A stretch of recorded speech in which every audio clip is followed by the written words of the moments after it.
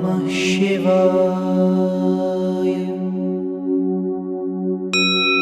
Om Namah Shivaya. Hari Om. Pushadantabhid. It means the one who broke the teeth of Pusha, who is one of the 12 Adityas. This refers to the episode where once there was a assembly of great saints, sages, many devatas, and a ritual was being performed.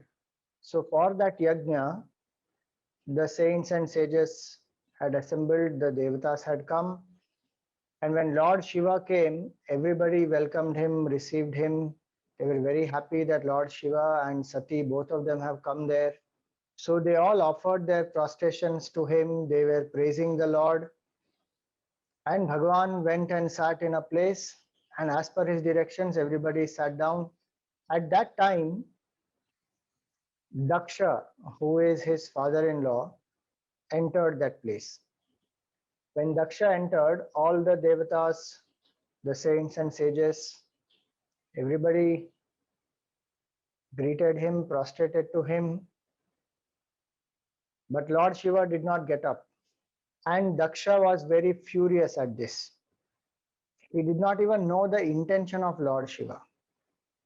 And Lord Shiva had no intention of insulting Daksha. He did not get up because he felt that as the creator, sustainer, and destroyer of the whole universe, he does not have to get up to receive Daksha, who is only the son of Brahmaji. It was not out of arrogance, it was not out of an intention to insult Daksha. It was as per protocol. But Daksha felt insulted because Daksha was arrogant. Daksha did not have the clarity of thought and he took it personally. In fact, what was intended was his good, because if Bhagwan gets up, then that Daksha would have many other consequences to face. So Bhagwan did not get up and Daksha felt very insulted and he started abusing Lord Shiva. He said, all gods, saints, seers, rishis, they all have got up and they have greeted me, and you are sitting so arrogantly surrounded by your ghosts and goblins. Most inauspicious you are. You live in the cremation grounds. You are always intoxicated. You are wearing the mala of skulls. You don't have proper clothes. You are ignorant. You don't know the tradition. You have insulted this great culture. And so he said, I outcast you, that you will not be welcome in any yajna and you will not receive the share of the yajna offerings. He said, I outcast you from all the varnas. You are devoid of any race, any birth. You will not receive any yajna offerings. And why Daksha was insulting in this way? Some of the devatas there, they started laughing. Pusha, one of the 12 Adityas, he started laughing. Bharga, he was also joining them. Now the story is quite long, but to cut it short, to insult Lord Shiva specifically, Daksha organized another yajna where he did not call Lord Shiva, he invited everyone else. And Sati, in spite of Lord Shiva telling her, did not listen to him and went to attend that yajna.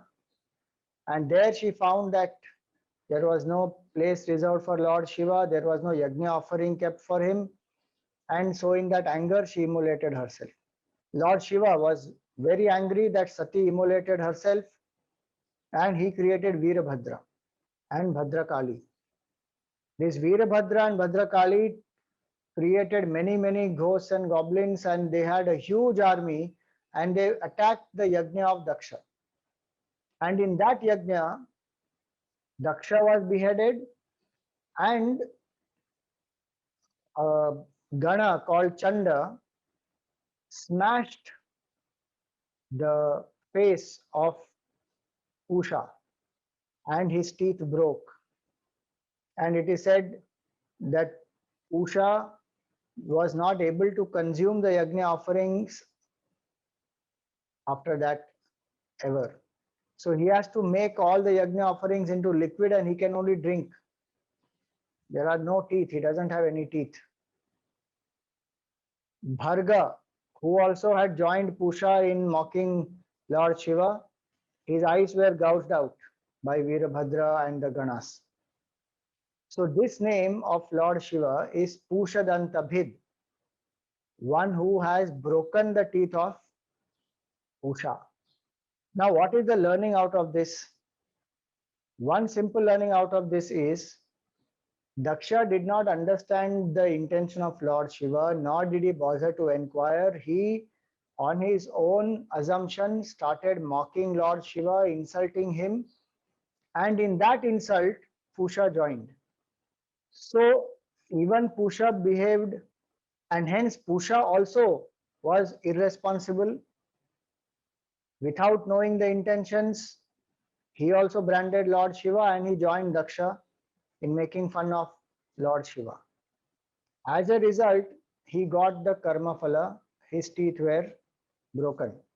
So the point to understand here is simple. We should not assume things. We should find out. And also, when the Supreme Lord himself is being mocked by somebody, in their arrogance, they are mocking the Lord. And also the second point to understand is that when we give company to people who are arrogant, who are self-centered, who are narrow-minded, who don't have the maturity to understand people's intentions, and who only judge by externalities and external manifestation of the actions, when we join such people, we also fall. So we must be very careful and alert to know clearly what is an insult and what is humor. There is a very thin line.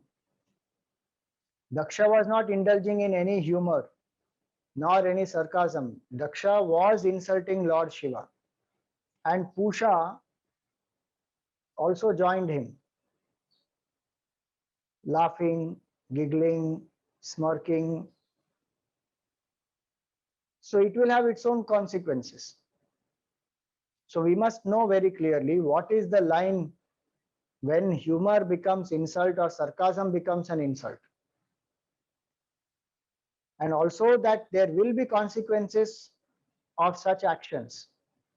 In fact, it is said even some of the sages, devatas, and many others had joined Daksha to insult Lord Shiva. When Veerabhadra was created and when he came to destroy the sacrifice of Daksha, all of them got the result of their bad actions. So we must be very clear whom are we supporting, what are we supporting, why are we supporting, because all these will have consequences which we have to face. And even today this applies. Unknowingly we may like a post or we may comment on it or we may just say something in humor and then we get trolled, or there are more serious consequences of it also. So one must be very alert. That is a lesson to be learned. And salutations to that Lord who is in the form of Veerabhadra and Chanda, who ensured that people who have insulted the Lord get the karma phala of their karmas.